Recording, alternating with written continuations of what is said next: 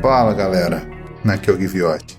Aqui é o Mr. Everton e seja bem-vindo a mais um Rebobina Cast. Você tá meio desanimado? É isso aí, ouvintes, pra falar de Demolidor 2003, cheio de spoiler e depois da vinheta.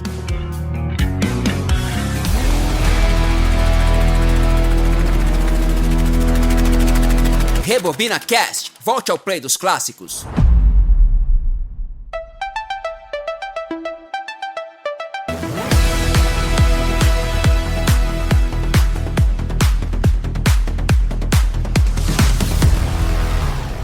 Dizem que a sua vida inteira passa diante dos seus olhos quando você morre. É verdade. Até mesmo para um cego.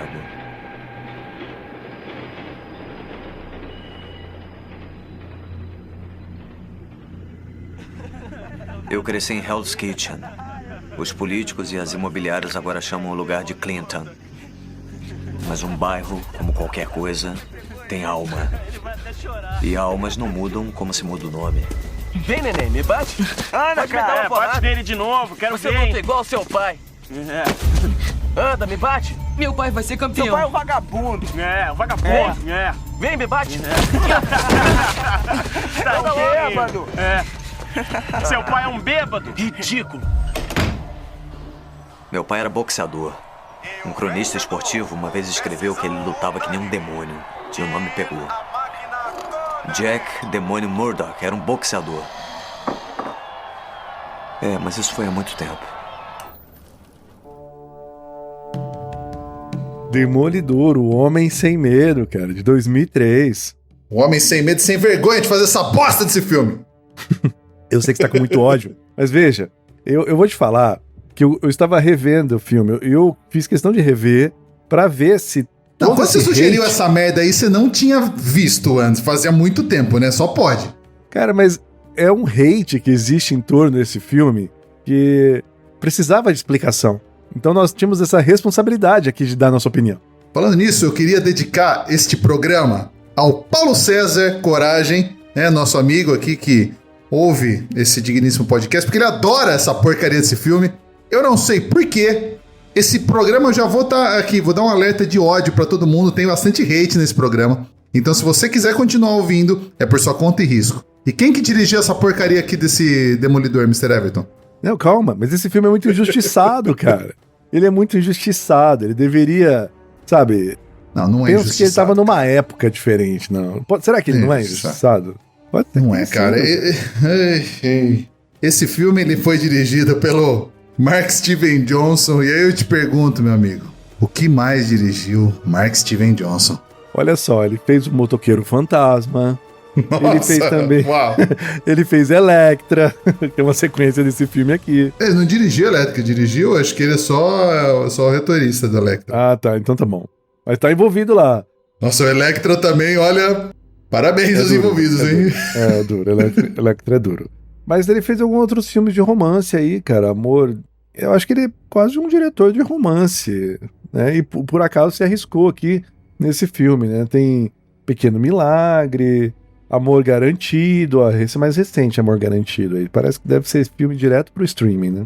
Pessoal, o último filme que o diretor deste filme dirigiu chama-se Borbulhas de Amor. Eu ia chegar claramente ele tava no meio errado aqui nessa época, né?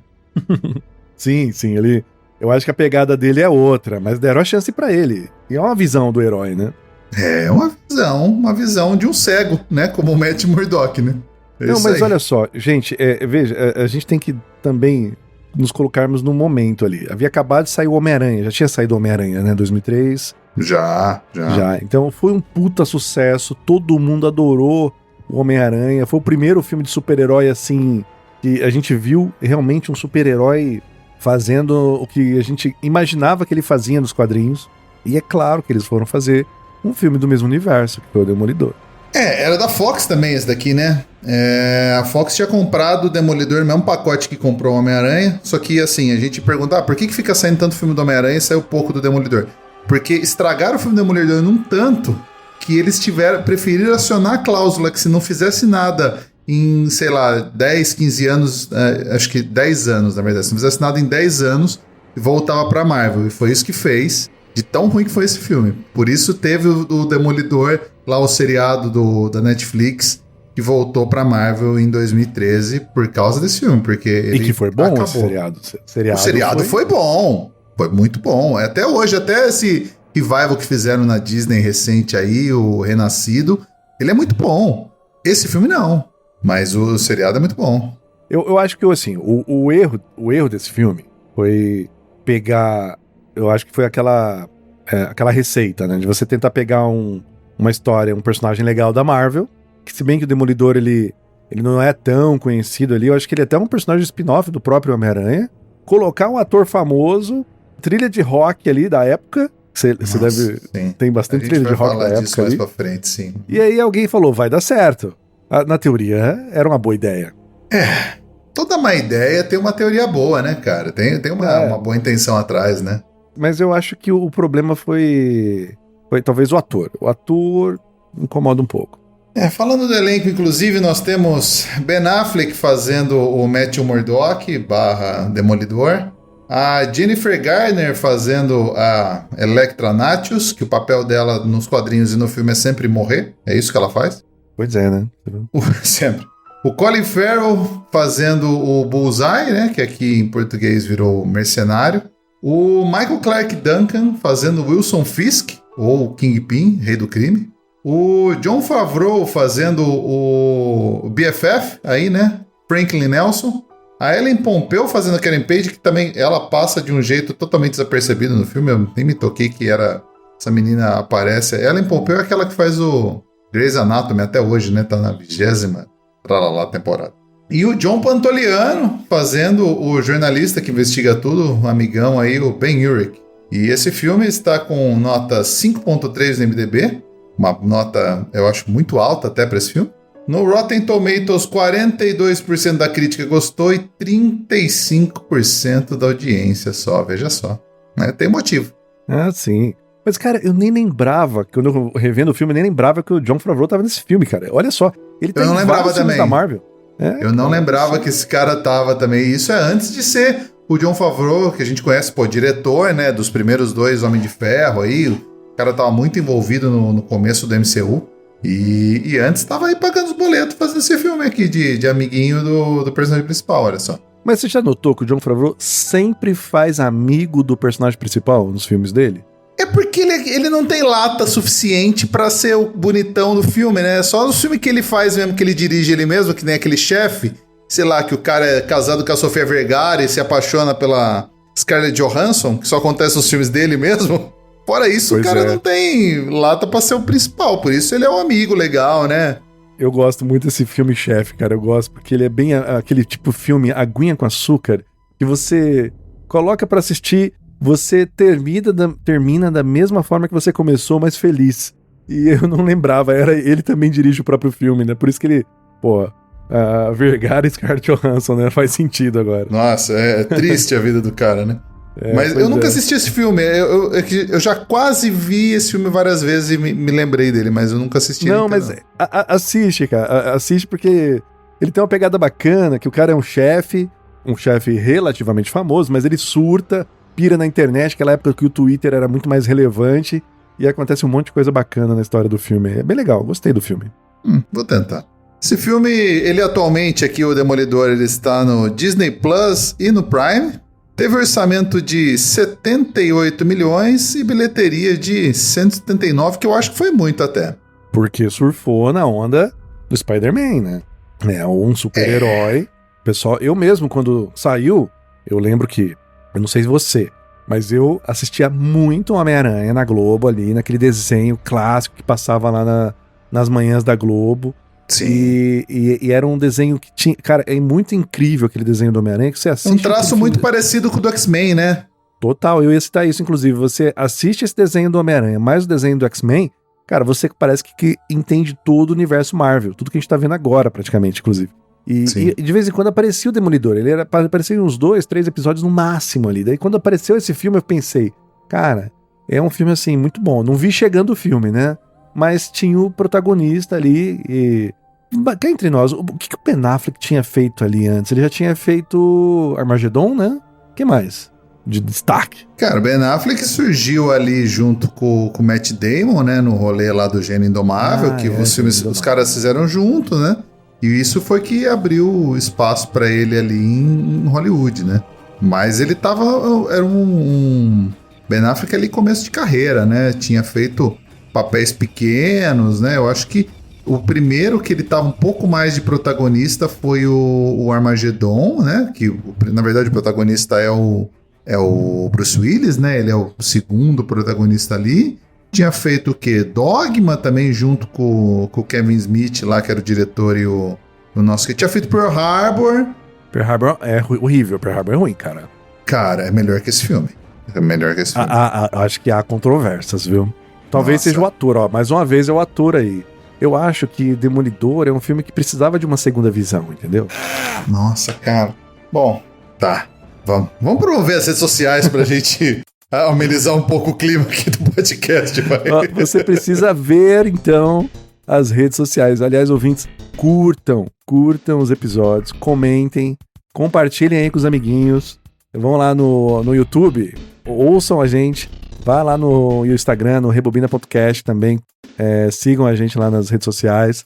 E você pode ouvir também no Spotify, no seu agregador. E você pode também contribuir para o nosso podcast no catarse.com.br/rebobinacastpodcast. Curtam os nossos episódios e compartilhem. Isso. Vamos lá, gente. Ajuda a gente no Catarse aí. Vamos deixar esse projeto cada vez mais sustentável. Pelo amor de Deus. Vamos lá. Vamos pra parte de trás da caixa desse filme maravilhoso aqui? Vamos lá. Eu já te falei, cara. Você tem que dar uma olhadinha, um olhar diferente para esse filme aqui, viu? Cara, vai ser 1 hora a gente discutindo isso daí. Acho bom a gente virar a página, tentar seguir um pouco mais aqui. Abra sua mente, cara. Olha esse filme diferente. Eu abri a mente quando eu aceitei fazer esse programa, cara. E aí, o que aconteceu? Eu dei o play no filme e eu lembrei que eu fui ver essa porcaria no cinema e em 2003 eu já saí puto da sessão. Ah, você foi no cinema. No cinema. Eu só aluguei o DVD mesmo. Esse filme não tinha VHS, pessoal. Acho que já saiu na época só DVD, hein? Porque o Demolidor, antes da gente falar da parte de trás da caixa, ele era da época dos quadrinhos. Eu adorava o universo ali de heróis urbanos da Marvel, né? Então, o Homem-Aranha, o Justiceiro, o Demolidor, que só chama Demolidor aqui no Brasil porque os símbolos são 2Ds. E aí a galera traduziu de Daredevil pra Demolidor pra dar o jogo, né?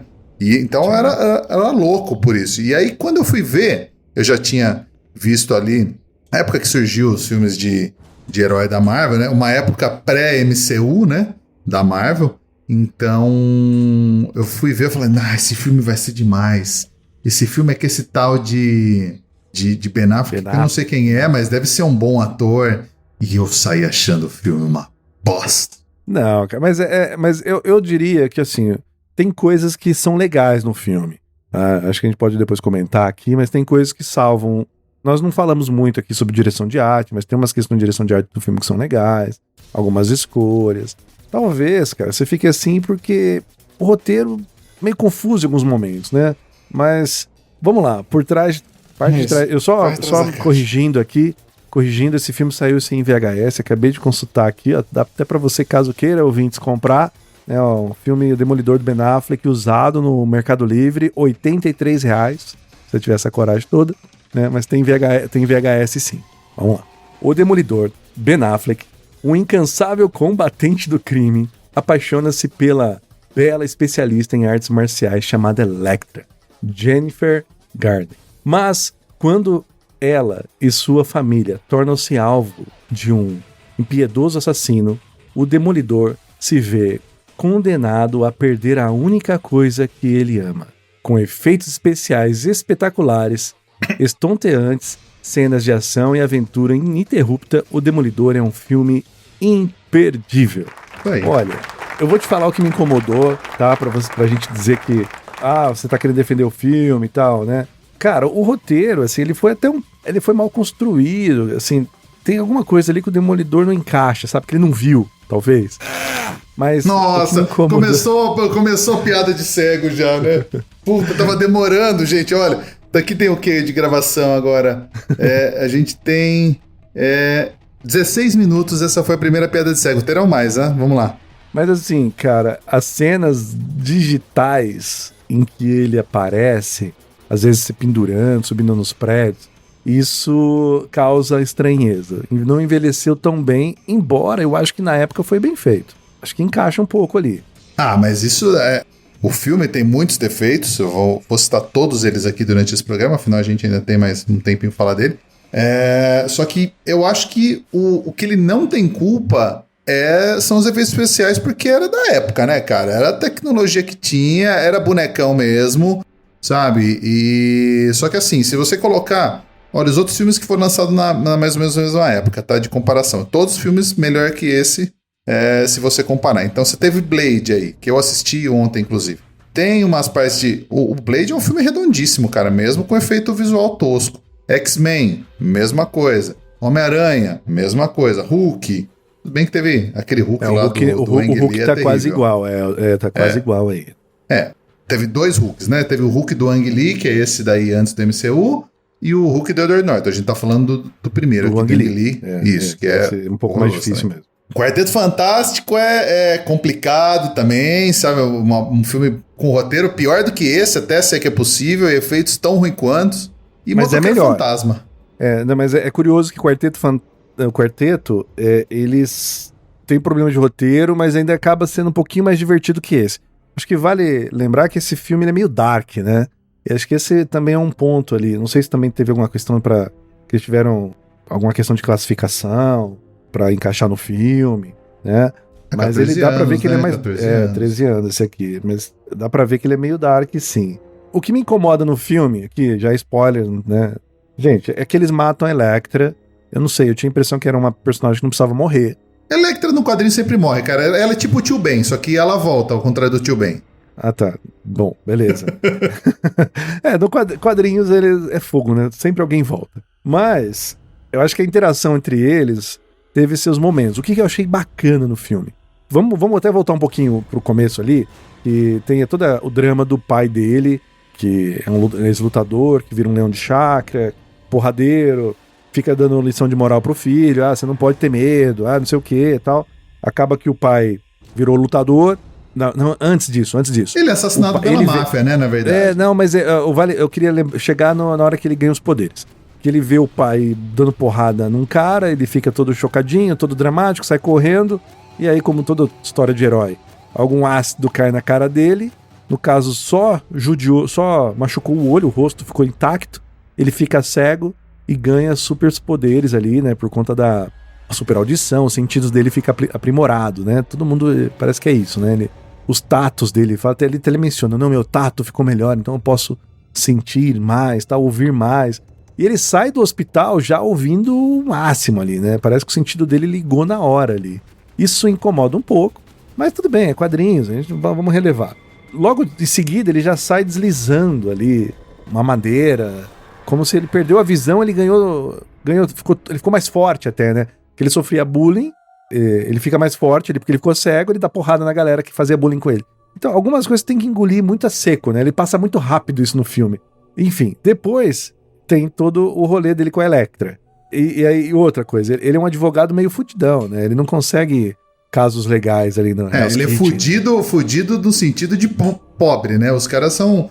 Eles têm uma firma a firma deles lá de advocacia que só pega a gente que paga com galinha, essas coisas. Então os caras... É sempre assim, ele tentando resolver os crimes na justiça e ele leva...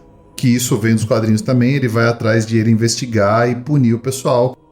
Só que uma coisa, eu acho que o principal fato que mudaram no personagem, que é uma das coisas que me incomodou também, que é muito tratado no Demolidor da Netflix, é o tal da culpa católica, né? Que ele nunca mata, nos quadrinhos, tanto nos quadrinhos quanto nesse da Netflix. Aqui o cara sai matando e foda-se, tanto que você pega a contagem de corpos do filme 33, ele foi o que mais matou, ele matou 20, ele joga a gente no trilho do trem e foda-se. Ele sai matando geral nesse filme e eu acho que isso mudou muito do personagem.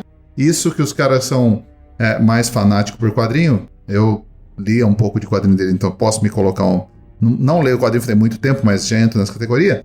É a principal mudança nesse filme, fora as outras liberdades que esse diretor merda tomou ao longo do filme aí, né?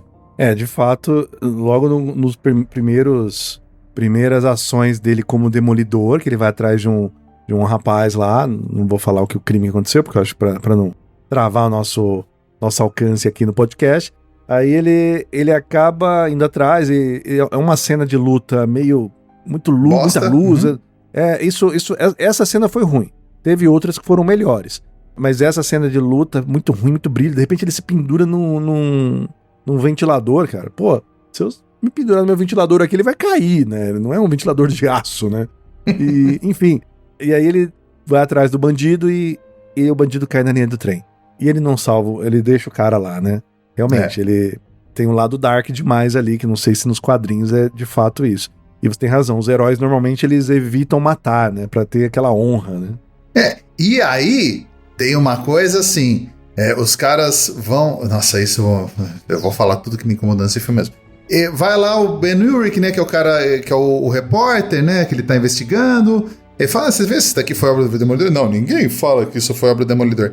Aí o cara vai acender um cigarro, ele joga a bituca ali e acende o símbolo do Demolidor que tava escrito com álcool no chão. Ou seja, o Demolidor teve tempo de matar o cara, jogar o alquinho, ele leva o quê? Um álcool ali, álcool gel no bolso, ele vai lá, pinta, porque ele é cego, obviamente ele vai pintar o símbolo dele no chão para alguém eventualmente acender a bituca de cigarro e mostrar ali. É claro que isso aconteceria mesmo, totalmente calcado na realidade aí, essa bosta desse filme.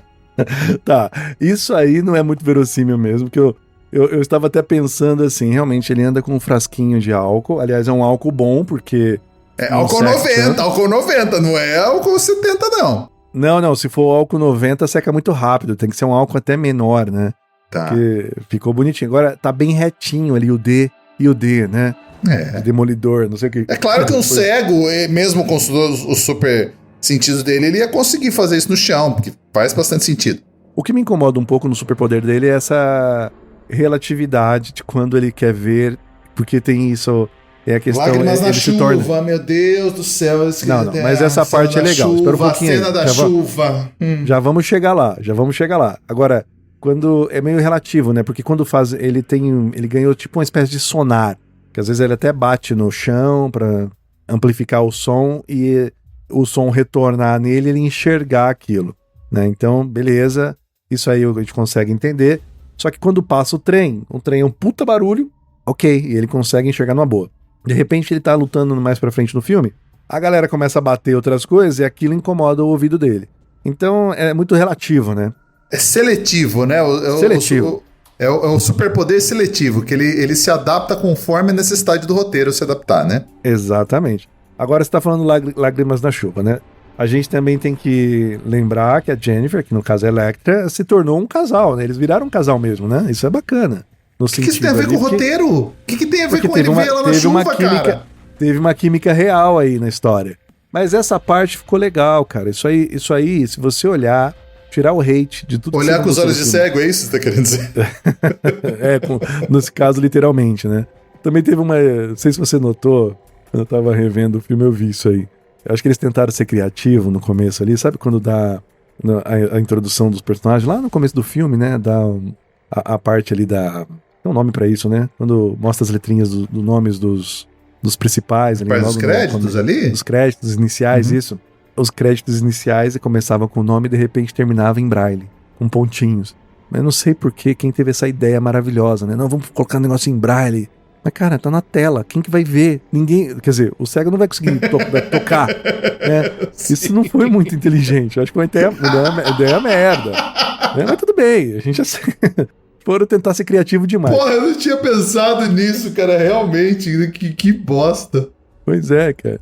Mas assim, essa história da Lágrima da Chuva, principalmente porque assim, a Electra, o pai dela morre porque o rei do crime mata, né? O pai da Electra, acho que já estava meio que envolvido com algum rolê, mas ele não queria mais participar, né? Ele, não, vamos ser do bem agora. E aí o rei do crime falou, não, cara, aqui comigo ninguém sai não, né?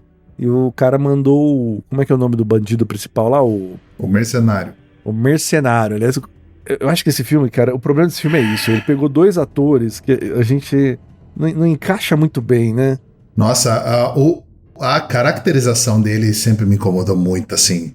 Sabe? Tipo, que os caras tiraram isso daí do cu também, né? Deixar o cara careca e ele com um alvo na testa. Cara, quem que faz isso, sabe? Porque ficou uma coisa cartunesca bizarra, assim, sabe? Ficou muito cartunesco, muito mesmo, né? E o Colin Farrell, cara, eu não sei, cara, eu não sou muito fã dele, eu não consigo lembrar de nenhum filme bom, assim, que eu gostei dele. Bom, se bem que no Batman lá do... O seriado do Pinguim é bom. Ele é bom ator quando é bem dirigido, cara. Eu gosto dele de bigode. Normalmente ele atua melhor de bigode. Inclusive, a segunda temporada aí do True Detective tem ele. A parte que ele tá de bigode, que são os primeiros episódios, ele tá muito bom. O bigode dá uma certa credibilidade que ele precisa. Cara, mas eu fico puto com ele porque ele não sei que não foi ele, né? Talvez você tenha razão, foi uma direção. Mas aquele filme Total Recall de 2012, cara, puta filme... Eu tava tão ansioso pra esse filme. E ficou um filme também triste, cara, triste. Eu não sei, eu tô achando que o problema desse filme é o casting, cara. Acho que foi esse o problema desse filme. Mas ok, tem ali o cara que mata, né? O mercenário mata lá o pai da Electra e tal, e ela quer ir embora, quer se vingar. E aí tem todo um rolê que eles não podem ficar juntos. E aí tem a cena da chuva, né? Que ele consegue enxergar porque as gotículas de chuva caem no rosto dela e ele consegue sentir, ver, nossa, como você é linda e tal. Então, assim, essa parte, cara, foi bacana. Se você colocar no contexto ali do casal apaixonado, que não pode ficar junto e tal, isso encaixou melhor ali.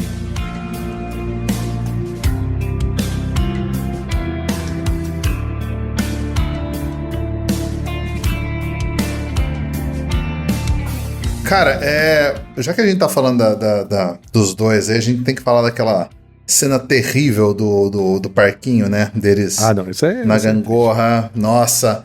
Mas o que eu acho legal é que a Jennifer Garner, durante essa cena, ela chutou o Ben Affleck na cabeça com tanta força que ele chegou a desmaiar por alguns minutos, cara. Eu achei isso maravilhoso. Cara, daí ele acordou e se apaixonou por ela, né? Eles já começaram a se pegar nesse filme, né? Ele separou da Jennifer Lopez e aí foi ficar com a Jennifer Garner, né? Por causa desse filme aí. Olha só. Safadinha. Cinema, Hollywood tem dessas coisas. Mas eu achei bacana, assim, tudo bem, essa cena da luta no parquinho, botar fogo no parquinho, a molecada gritando, e querendo dar uma de bom... Ninguém queria ceder, né? Ele queria o telefone dela, queria sair com ela, e ela cagando pra ele. E, bom, você acaba engolindo, né? Mas essa cena é um pouco triste, assim, no relacionamento dos dois no filme. O Ben Affleck, ele foi escolhido pro filme, muita gente recusou antes do Ben Affleck. Tá? O próprio Matt Damon, um amigão dele aí, falou que não confiava no roteiro nem no diretor, passou longe. Vin Diesel foi cogitado, imagina um Demolidor careca falando Family, e fazia bastante sentido. Olha aí, cara, pois é, mas eu vou ter que colocar peruca nele. Olha quem que passou esse filme pra trás, ó. Leonardo DiCaprio, Ryan Reynolds, Colin Farrell, que acabou aceitando o papel de mercenário, quiseram dar o papel pra ele de Demolidor no começo. Edward Norton, Guy Pearce e Patrick Wilson também negaram e colocaram o Demolidor com aquele queixo, mano. Aquele queixo que é o mesmo problema que eu tenho dele com o Batman, que todo mundo ia automaticamente saber que o cara, quem ele é na vida real, porque com aquele queixo dele que é muito característico, a máscara não servia de bosta nenhuma. É verdade, ainda mais hoje com o reconhecimento facial que existe, Exato. né, cara, impressionante. Eu acho que os heróis que usam máscara parcial teriam que mudar a estratégia aí, viu? Mas eu soube aqui que ele realmente estudou, cara, que o Ben Affleck, pelo menos, ele leu os quadrinhos, ele deu uma pesquisada ali pra ter a sua visão do personagem, né? Porra, é o mínimo, né, também, né? Claro. Mas você tem razão. Eu acho que o Ben Affleck, ele, coitado, ele tem um problema que ele enterrou não, né? Que ele atuou em duas... Ele estava na Marvel fazendo esse personagem, que só fez uma vez, ok? E depois, muitos anos depois, foi fazer o Batman. E também não foi tão bom, né? Não deu muito bom. Não, e assim, vou falar uma coisa que eu gosto do filme. O traje eu achei que ficou... Embora tenha dado o tom do filme seja todo meio escuro, então nunca mostra a cor vermelha de verdade, fica aquele meio tom de sangue assim, que não ia fazer diferença nenhuma pro Demolidor porque ele é cego e não ia ver o traje, né? Que cor que era. Mas eu até que gostei do traje. O traje e o Michael Clarke Duncan, pra mim, são os maiores acertos do filme, o querido Kingpin aí. Cara, mas veja bem, o traje, não sei se você notou, algum momento que ele coloca, tem uma hora que ele coloca o traje e tem no peito o símbolo dele, né? O D e o D, né? Uhum. E eu fiquei pensando, cara, quem é que elaborou isso? Porque ele não Quem enxerga. costurou essa porra? Costurou isso, né? Alguém sabe, né? Você sabe que tem, eu não sei se você assistiu aquela série que tem lá no Prime, que é o Invencível. Cara, é muito bom o Invencível. Se você não assistiu, é um desenho, né, que tá lá no Prime. Eu vi a primeira temporada, cara. Eu acabei não vendo as próximas. Tá meio atrasado, preciso rever. Preciso Cara, é ver muito as bom. outras. É muito bom. E aí, nesse desenho, ele tem lá um cara que é um profissional. Assim, também naquele filme Os Incríveis, também tem, né? Aquela personagem maravilhosa lá que parecia o Beisol lá da Grande Família. A Edna Moda, né? Não é? Isso. Exatamente, que é uma pessoa que faz os trajes, né? Porque deve ter alguém que faz isso, cara. Por quê? Porque se você manda para um costureiro fazer, automaticamente ele vai saber, isso aqui é do Deus. Sua identidade já era, é automática. Sua identidade acabou, cara. Então deve ter algum profissional específico nisso aí. Com certeza, cara, com certeza.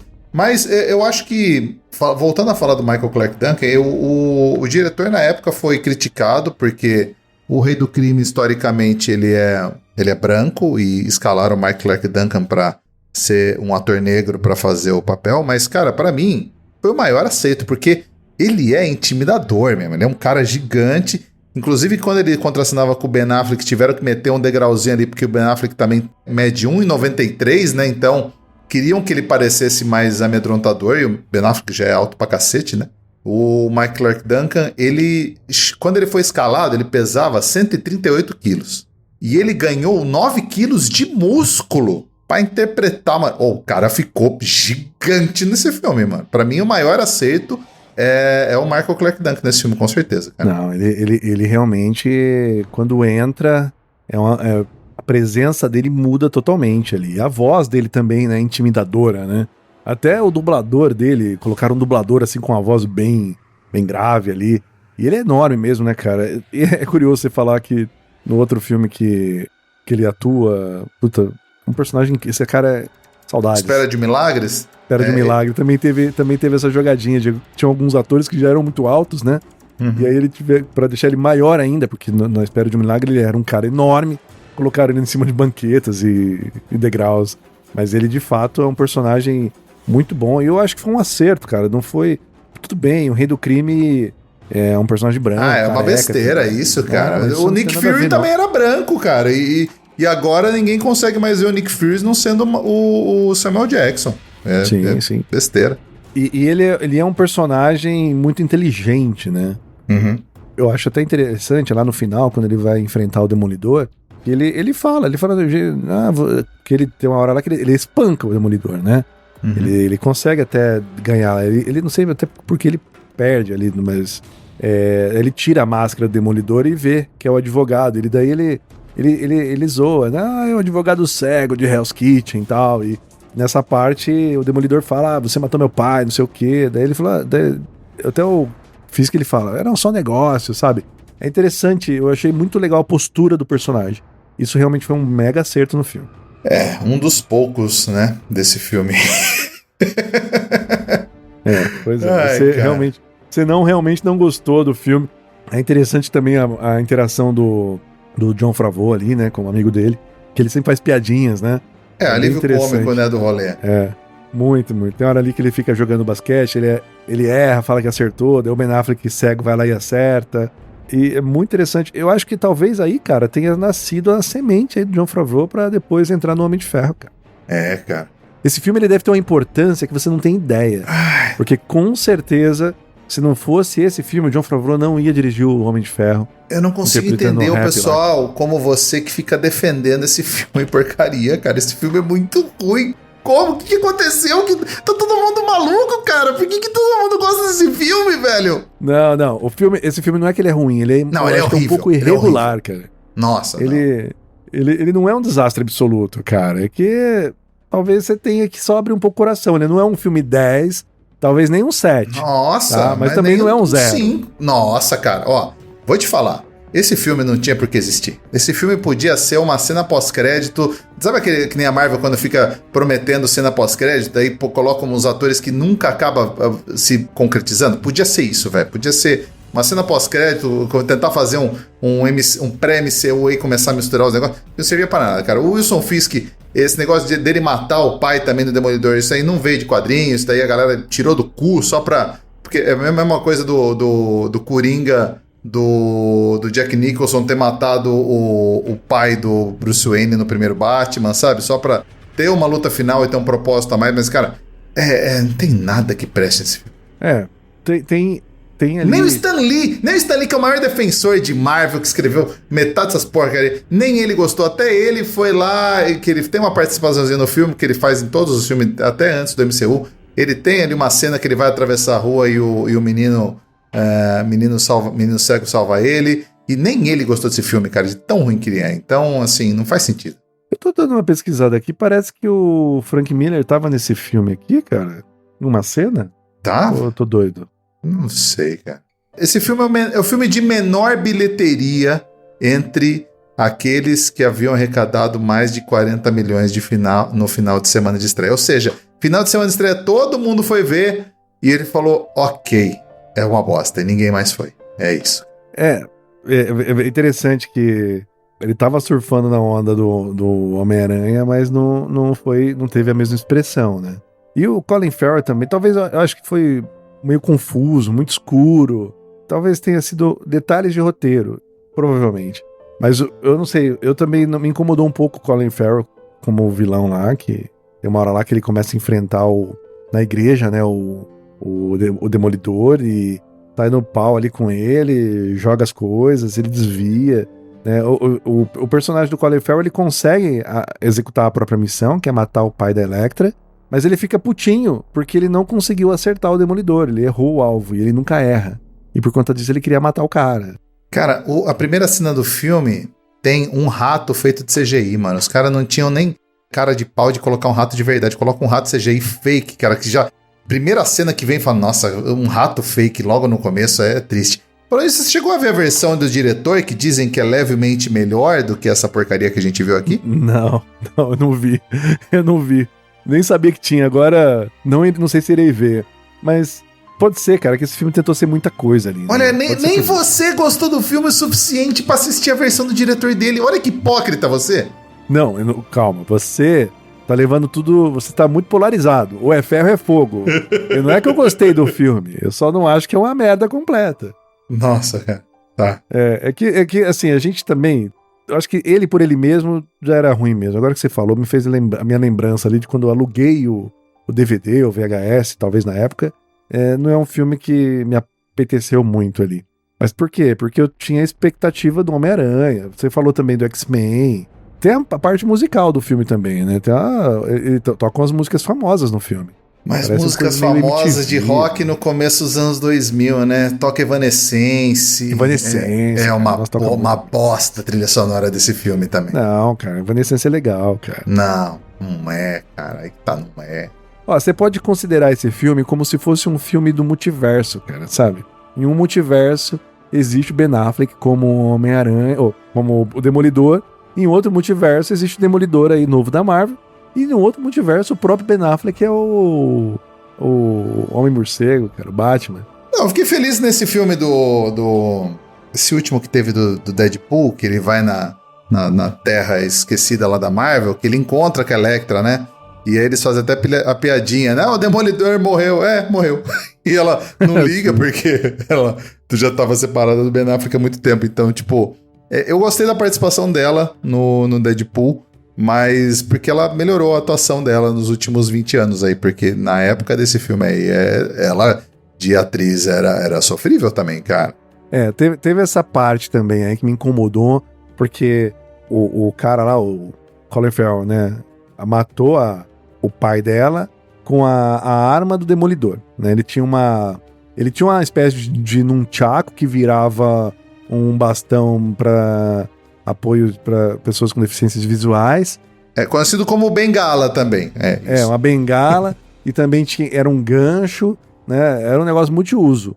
Ele tentou jogar lá no Colin Farrell e depois não deu certo. O Colin Farrell pega aquele negócio, mira e acerta o pai dela. Então, assim, ele matou o pai dela com a arma do Demolidor. E aí, automaticamente, ela fala, o Demolidor matou meu pai. E ela vai querer se vingar. Parece que a cega era ela, né? Pois é, olha aí. Tá vendo? Então. Ela que não via as coisas direito, cara. Tá vendo? E aí, mas aí depois, logo quando isso aconteceu, a polícia apareceu, aí a própria Elektra pegou a arma do segurança lá do pai e começou a atirar no Demolidor. E veio uma cena de CGI bem tosca mesmo, isso é verdade. E eu não sei se o Demolidor tinha 2 bengalas, ele usa a própria bengala depois pra fugir. Só que a bengala ficou no corpo lá do cara. E os roteiristas simplesmente cagaram, esqueceram tudo o contexto daquela cena, que é mega importante, era uma cena que tinha que ter mais atenção, e colocaram uma segunda arma ou segunda bengala ali com o Ben Affleck. Quem diria que tem furo de roteiro nesse filme, né? Nossa, essa maravilha. Tem furo. Quem diria, né, cara? Quem diria, né, cara?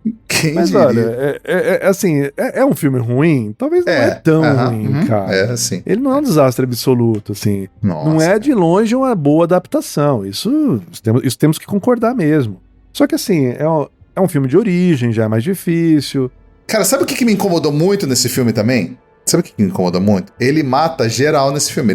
Ele é o que mais mata nesse filme aqui, né? Ele entra no modo ali Punisher, né? Sai matando geral, assim. Ele mata todo mundo, menos o cara que matou o pai dele, que é o rei do crime. Por que se ele mata geral, se ele não tem esse freio moral que o Demolidor normalmente tem nos quadrinhos, que ele deixa o cara cair na linha do trem ali pra morrer, claramente deixando o cara pra morrer, por que ele não mata o rei do crime, cara? Não faz sentido. Ele ganhou a luta e ele deixa lá pra polícia pegar, que a polícia é corrupta pra caralho, esse cara vai estar livre em 2 dias. E não, ele não mata. Sendo que nesse universo dele, ele mata a gente, mas aí ele não mata, sabe? É por isso que eu falo que o roteiro é ruim. O roteiro é preguiçoso. Ele não faz sentido, cara. Cara, na verdade, eu acho que ele amadureceu, né? É a origem do personagem. Você passa pano, cara. Esse podcast deveria se chamar Passando Pano para o Daredevil. É isso, vai se chamar esse episódio. Cara, mas veja só.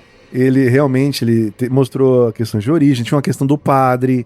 Eu acho que ele percebeu que o modo berserker dele ali tava deixando ele e tava levando ele pro buraco, né? Ele cai na igreja, ele tá todo ferrado.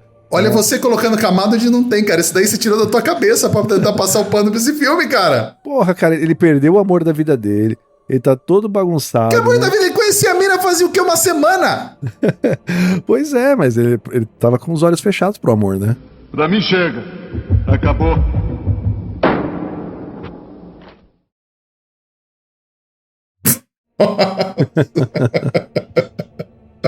Ah! Bom, mas olha, assim, eu acho que é um filme que, assim, pessoal, a gente tinha que tirar esse band-aid aqui do machucado pra falar desse filme. Ele tem o seu tom, ele tem ali tem as coisas boas, como eu falei, eu acho que algumas questões de cena ali, de direção de cena, isso aí foi bem legal.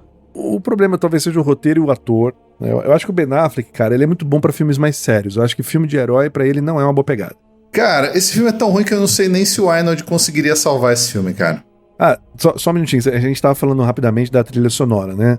Você não gostou, mas, cara, você até citou ali na pauta, né? É um negócio chamado nu metal, tem um negócio legal. Nu metal, é a pior época de todos os metais. Toda a época da música, como um todo, começo dos anos 2000, foi a pior época, que foi onde surgiu o new metal.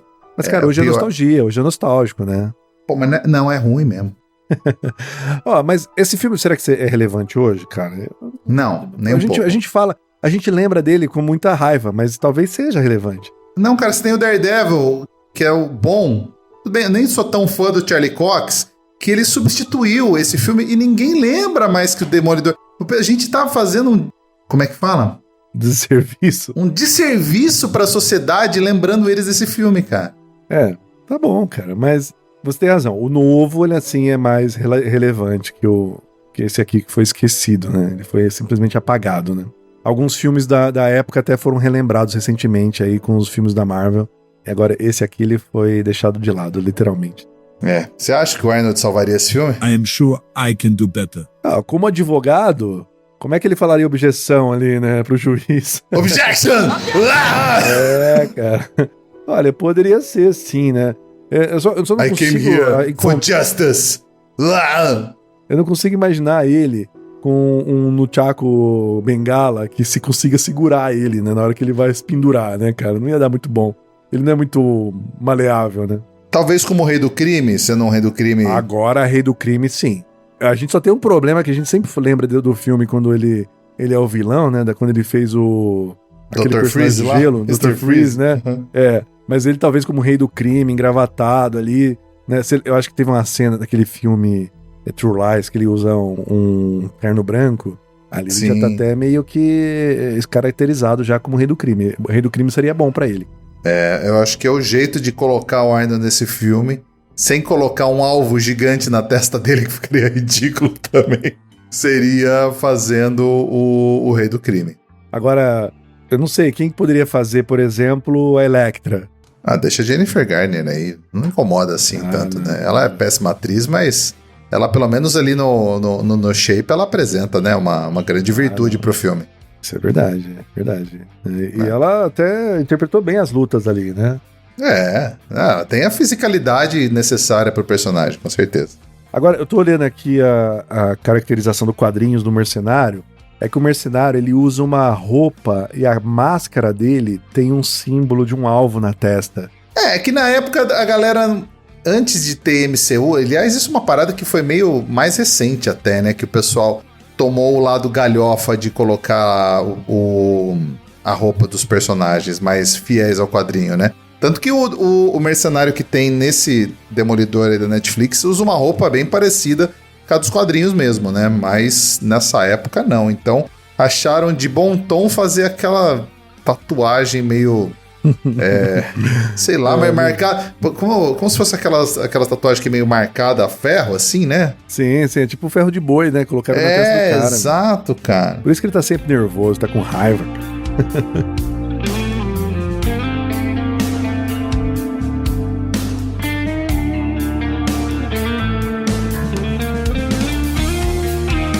Premiações, meu amigo? Vamos lá. Qual o primeiro prêmio da noite? Do dia ou da tarde? Prêmio George Lucas pro melhor efeito visual do filme, se é que a gente pode encontrar algum aí, meu amigo. Cara, eu acho que o radar dele ali, o sonar dele, né? Aquela questão mais sensorial, quando chove, quando ele bate nas paredes, sabe? Que dá uma visão pra ele. Eu acho que isso aí é legal. Representa um pouco como você pode tentar entender que um personagem cego tem tanta agilidade, né? Sem ter poderes mágicos, né? Simplesmente uma questão física que ele aprimorou ali. Então, toda vez que o filme quer mostrar como ele tá vendo, com o olhar dele, né? Eu acho que ficou bem legal.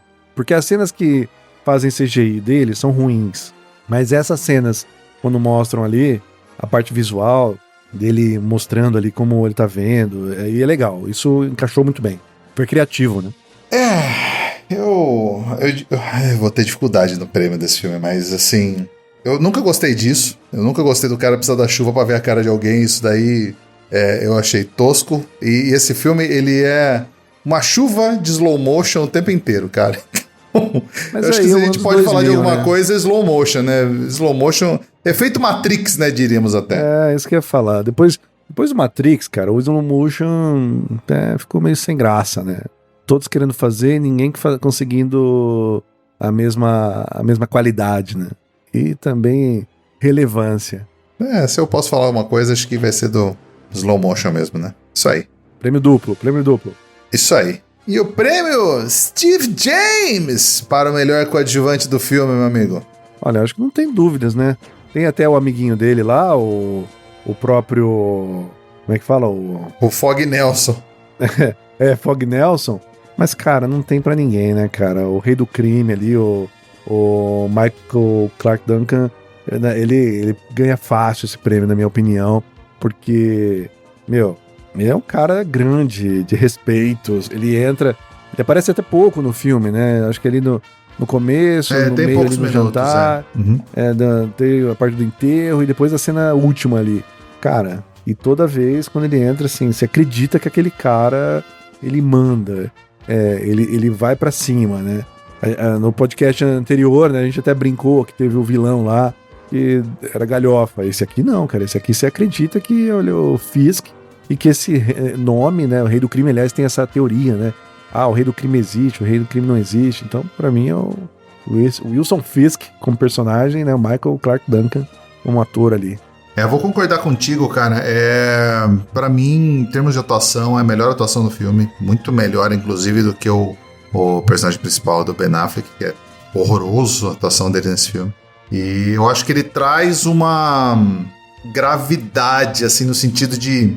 Puta, esse cara realmente me dá medo. Esse cara seria o rei do crime, com certeza, e todo mundo ia pagar um pau pra esse cara. Então, ele traz esse senso de vai dar merda que precisa pro roteiro andar. Então, eu acho que ganha fácil aí o prêmio Steve James pro melhor coadjuvante do filme. Merecido. E o prêmio Sean Bean para melhor morte do filme, o prêmio batizado em homenagem ao ator que morre em todos os filmes que ele participa. Olha, eu não vou dizer que é a melhor, mas eu vou te falar assim que ao mesmo tempo que foi a mais inútil, foi a mais importante do filme.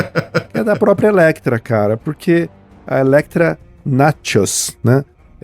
Eu não lembrava, eu sinceramente, quando eu revendo o filme, não lembrava que ela tinha falecido no filme, né? Pô, ela era a segunda mais forte ali, cara, de artes marciais e tal. E ela é derrotada lá pelo Colin Farrell lá, né? Qual é o nome do... Mercenário, né? E foi totalmente desconcertante. Inclusive, é uma parte que me chateou muito do filme. Mas, ao mesmo tempo, foi importante porque devastou lá emocionalmente o próprio Daredevil, né? E, cara, tecnicamente funciona, mas foi uma morte inútil, mas importante ao mesmo tempo. Então, pra mim, acabou sendo a melhor morte, porque é a mais relevante, talvez. Porque o pai dela, embora tenha sido muito interessante, né? A parte lá que o cara joga... Calma aí, vamos voltar às origens. A mais legal, na verdade, não é essa. Esquece tudo que eu falei. A mais legal... Edu, é edita aí. Não, pode deixar. A mais legal é a do trem, cara. É a do trem. Porque tá naquela loucura lá e, pô, o Demolidor do nada abandona o cara no trem, cara. Né? E não mostra. Não mostra, mas a sua imaginação já pensa. Essa é a pior, né, cara? É a pior morte do filme. Ou melhor, né, no caso. Eu vou te falar, eu fazia muitos anos que eu não vi esse filme, né? Tirando a vez que saiu no cinema, a primeira vez que eu vi esse filme, então, em 23 anos. O que eu lembrava era dele deixando o cara pra morrer na cena do trem. Então, pra mim, a morte mais memorável, a melhor morte do filme, tem que ser o do cara no trem, porque ele ainda fica tentando negociar, né? Pô, não é assim, não é bem assim e tal... E ele vai lá e deixa o cara morrer. Então, a morte do trem, pra mim, ganha o Sean Bean, melhor morte do filme. Olha aí, então temos um vencedor nesse programa, hein? Temos a melhor morte do filme. É pro ator que eu não lembro o nome, que morreu no trilho do trem. Isso aí. E o prêmio Cigano Igor pra pior atuação do filme. Olha, falta de candidato não vai ser dessa vez, hein? Não, você tem razão. Ultimamente... Nós temos falado de filmes interessantes ou filmes bons que sempre nos deixam com dúvida. Às vezes a gente fica escolhendo o cara que apareceu numa cena de 5 segundos porque os atores são muito bons, mas esse aqui tá fácil, quer dizer, ou pelo menos tem muitas opções, né, para escolha. Eu até pensei aqui em 2 opções ou 3. Tá difícil escolher por muito excesso de candidato, né? E eu tô quase indo no Unidunité aqui pra escolher, mas eu acho que... Caramba, viu? Eu não sei, ó. Eu vou pela... Ai, cara, como tá difícil escolher aqui. Eu vou falar a minha escolha e vou falar as menções honrosas e aí você até certamente vai dar o voto de Minerva. Eu vou escolher o próprio Colin Farrell, porque ele tá muito estilizado, né? Eu não sei, eu tive a impressão que ele poderia entregar mais, né? Eu não sei se é por conta do meu ranço que eu tenho ali, por conta do outro filme que ele estragou ali, que é o Total Recall. Depois você até lembrou, né? Que ele fez uma boa atuação no Pinguim, mas como mercenário, cara, não sei. Mas também tem o próprio Demolidor, né? Que o Ben Affleck, putz, eu acho que tem o Ben Affleck jovem e o Ben Affleck velho também, atuando de forma estranha. Cara, eu vou deixar você escolher esse programa aqui, que você que tá com muito amor com esse filme. Cara... Normalmente a criança sempre sai na dianteira nesses prêmios comigo, né? Mas eu vou te falar que depois de ver essa criança, eu vi que o Ben Affleck realmente ele é muito ruim, velho. Porque a criança atuava melhor como cego do que ele. Então, assim, Ben Affleck pra mim na cabeça, cara. Tem muito ator ruim nesse filme. Colin Farrell também tá horroroso nesse filme. Ele mata uma velha com com amendoim, não se esqueça disso, que é uma coisa triste de... matar a velhinha, coitada. A velhinha tava querendo uma amizade ali, ele foi lá, matou a velhinha. Então isso fez ficar com raiva, mas a raiva não apaga a péssima atuação do Ben Affleck no filme. Então, pra mim, Ben Affleck, se você tiver de acordo, também ganha o Cigano Igor do pior ator do filme. Ben Affleck, vencedor. 2-0 aí, Ben Affleck, então, por atuação. E você tem razão, o atorzinho lá, o Scott Terra, o nome dele, ele até que é um bom ator, ele entregou ali. Aqui, o que me chateou foi a forma rápida em que ele ganhou os poderes, mas não a atuação dele, né? Então, tá tudo certo. Então, Ben Affleck. E o ator que ganhou lá a melhor morte é o Paul Ben-Victor, né? Ele fez o José Quesada, né, no filme. Então, tá aí só pra dar o nome a ele, mas tem razão. Ben Affleck, então, leva o prêmio maravilhoso da noite. Cigano Igor, merecido. Parabéns, Ben Affleck. Você mereceu. Indicações de filmes? Acho que a gente pode falar de filme de herói, mas vamos tentar evitar a Marvel, né? Todo mundo vê esses filmes da Marvel. Tentar uma coisa outside, vai. Outside, cara, eu ia falar de um filme que é da Marvel, mas não é sem época. MCU, vai, sem ser MCU. Não é MCU, que é o Justiceiro de 2004, cara. Mas olha só, eu vou mudar o meu Justiceiro. O Justiceiro de 2004? Não, o Justiceiro de 2004 é merda, desculpa, não é esse não. É aquele um pouco mais novo, intermediário, Nossa, eu assustei ali por um segundo. Não. Eu falei, não é possível, esse filme é horroroso. Falei errado. É aquele Justiceiro, cara, que ele lança granada. Ah, o Zona de Guerra de 2008?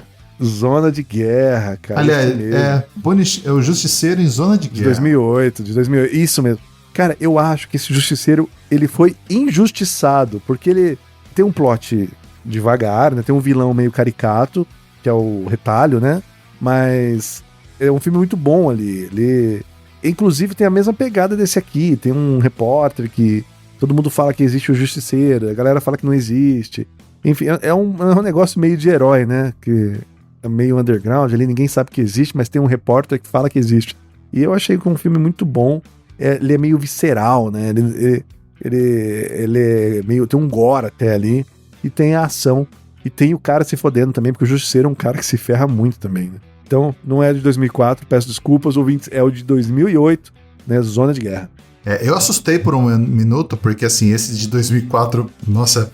Ele se bobear, tá no meu top 3 aí de filmes de piores filmes de herói. Mas esse 2008 eu concordo com você que é bem bom esse filme, talvez... Eu acho que o erro dele foi ter uma pegada muito dark, que os caras estavam naquele comecinho de Marvel, né? Acho que esse filme era pra entrar no MCU, mas a galera viu, não, ficou um pouco dark demais e pulou. Mas eu acho que é um filmão, concordo com você, é um bom filme. Mas eu quero dar como dica aqui o Blade, de 98, cara. Porra. Eu assisti esse filme ontem porque eu sabia que a gente ia falar do filme hoje aqui no podcast. Eu quis reassistir o Blade porque eu tinha uma memória muito boa. E realmente é um filme bom até hoje. Tem umas coisas de efeitos visuais que é da época e ficou meio tosco, né? Os efeitos. Mas fora isso, cara, temos de roteiro, é um filme muito fechadinho. Eu acho que vale muito a pena dar uma revisitada.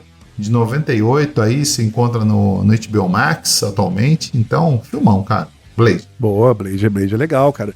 Você sabe que Blade veio numa época em que a gente tava... Eu lembro, né? Que é tudo um pouco devagar aqui no Brasil. Blade já tinha saído faz um tempo. E foi em 99 veio Matrix, né? E eu não tinha assistido Blade ainda. E aí, quando eu aluguei o Blade, teve aquelas cenas de muita tiro, cara matando vampiro. Eu falei, porra, que legal. Aí até um amigo falou assim, cara, tem um filme melhor ainda. Matrix, não sei o quê. Então eu tenho uma memória muito, muito gostosa desses filmes, assim, porque foi um período bom. Tem razão, excelente filme, cara. Excelente filme, Blade. Quer dar notinha pra esse filme aí? Ó, eu vou dar uma nota aqui bem generosa, tá? Nota... Ai, cara, ia falar 6, mas vou colocar 5, vai. 5 pra esse filme, porque ele tá bem na média. 5, tá bom. Eu vou dar a nota... O Demolidor pode até ser cego, cara, mas a gente aqui não vai fechar o olho. Você assistiu o filme, então... Eu assisti, por isso eu vou... assiste, cara. Vou dar minha nota. Acho que a gente tem um podcast livre, isso daqui não é uma ditadura, e cada um pode dar a nota que quiser, tá? Pode. Então, você deu uma nota 5, eu vou dar uma nota 2 pro filme. porque tem duas coisas que prestam, que é o Michael Clarke Duncan e o uniforme do Demolidor, então por isso ele tem nota 2. Eu acho uma nota bem justa ainda assim, considerando tudo que a gente viu. E a gente termina esse filme com média 3,5. Olha só, que maravilha. É isso aí. É merecido. 3,5, né? tá bom. A gente conseguiu ter uma média menor do que a do MDB. E o que falaremos na próxima semana, meu amigo? Esse daí realmente é filmão, hein? Olha, eu vou te falar, hein? Falei há pouco, pra gente voltar às origens. Mais uma vez o Rebobina falando sobre ninjas. Ninja 3, A Dominação de 1984. Esse realmente é filmão, hein, meu amigo? Esse eu tô empolgado pra falar. Cara, olha, eu vou te dizer, em outros episódios que nós falamos sobre ninjas, tudo que a gente falou dos filmes de ninja eu tinha na memória esse filme aqui. É um filme bom. E é isso aí. Falaremos na próxima semana, meu amigo. Um abraço! Abraço, até mais, ouvintes.